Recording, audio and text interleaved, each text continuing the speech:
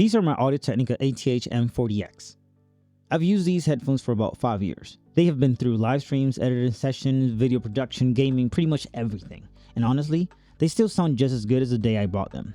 The only problem, the hinges finally gave up. Instead of spending another $100 on a new pair, I wanted to see if I could repair them and get a few more years out of them. So today, I'll show you exactly how I replaced both hinges, what made this repair harder than expected, and a couple of things I wish I knew before taking these apart. One thing I really appreciate about the ATH-M40s is that they are still excellent headphones. The drivers work, the cable work, the pads are replaceable.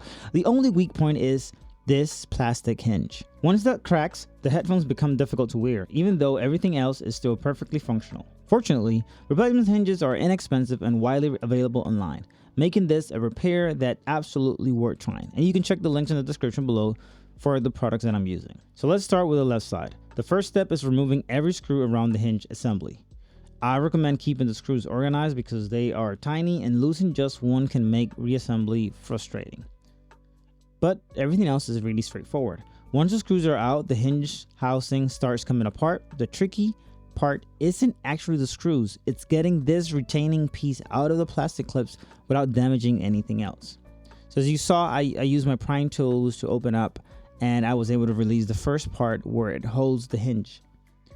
Take your time here. There's no reason to force it. Just go step by step, slowly, and remove everything around the hinge. So as you can see here, my hinge is actually broken. So it is kind of hard to really figure out where to start off with this one here. So I started disassembling everything around the hinge, especially taking out the parts that are holding off the broken hinge.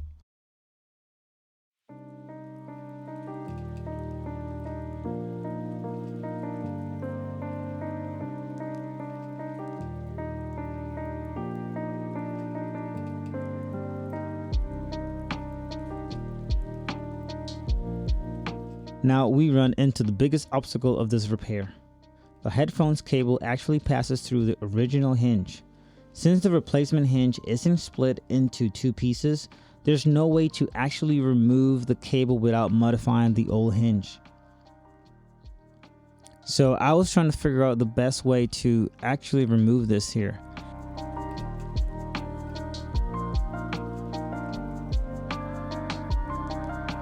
So I tried a couple of things. I was trying pliers, a blade, and even I tried using scissors. So I ended up cutting away the old hinge, and then I realized that I wasn't going to be able to get through without actually cutting the cable, which is something that I really didn't want to do. So I ended up using a Dremel to grind down the remaining plastic until I could free the cable.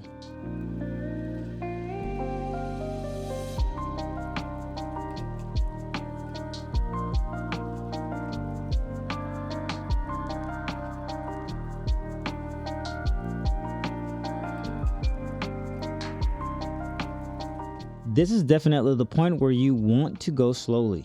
You don't want to nick the cable because then you've turned a simple hinge replacement into a cable replacement. Not a cool thing to do.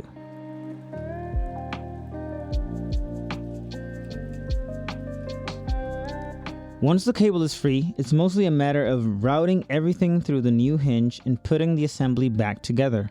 As you can see here, this is the broken hinge and I had to Dremel through, cut through so that I can get the cable out. Yeah, it's pretty messed up.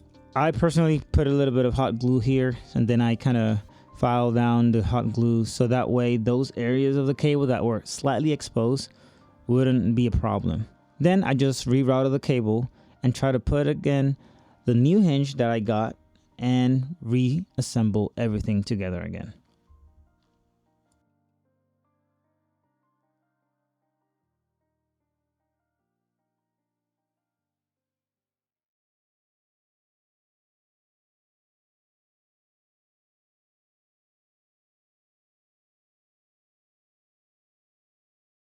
Now I also noticed that there's a little, I'll say, holding clip that uses a screw. I think this was like the game changer here for me. So when I was putting it back together, because the little bracket that was holding the previous hinge was also broken, what I had to do is actually hold it in place with one hand and then put in the screw clip that holds the hinge, and that way it would stay in place, and then I could start reassembling everything back again.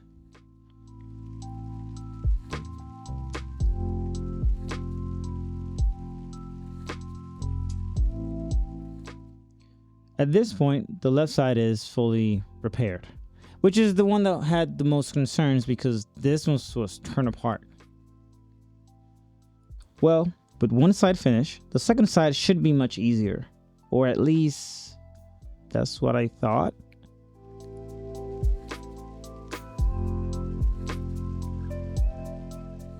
So the process on the right side is almost identical.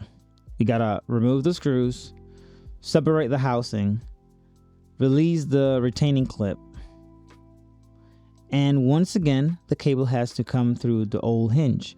So as you can see here, my hinge, or this right hinge, is not fully broken, but you can see that it's cracked. So eventually this will give in and it will break out the same way that the left one did. So that is why we're going to go ahead and replace this one as well.